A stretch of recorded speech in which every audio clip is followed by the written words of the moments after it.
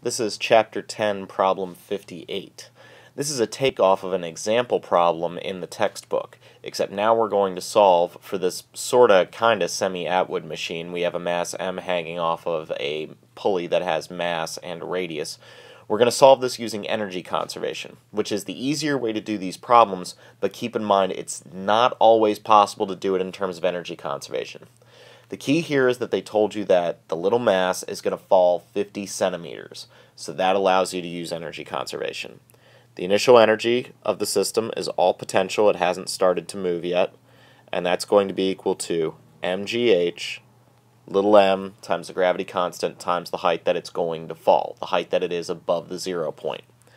The final energy is going to be equal to the kinetic energy of both the mass that's falling, 1/2 little m v squared, plus the kinetic energy of the rotating pulley, which is 1/2 I omega squared. Because of energy conservation, I can set these two guys equal to each other, so I have mgh is equal to 1/2 mv squared plus 1/2 I.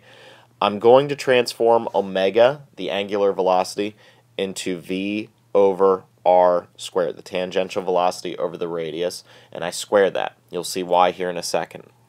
Now I have mgh is equal to 1/2 mv squared plus 1/2. The rotational inertia for a pulley is considered to be a disk through its center, which is 1/2 mr squared, and we're still multiplying by v over r squared.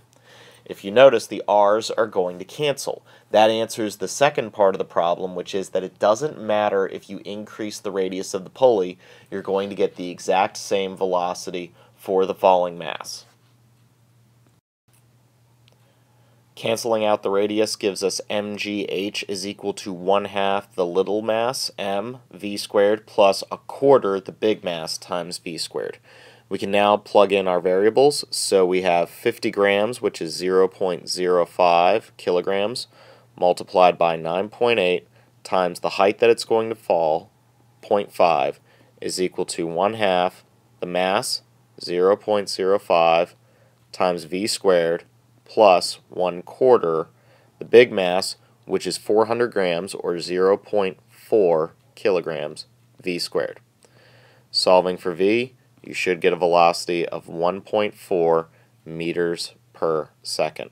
And remember, for the second part, because the radius cancels out in the rotational inertia, and using that little trick of omega is equal to v over r, it does not matter if we increase the radius, you're going to get the exact same velocity.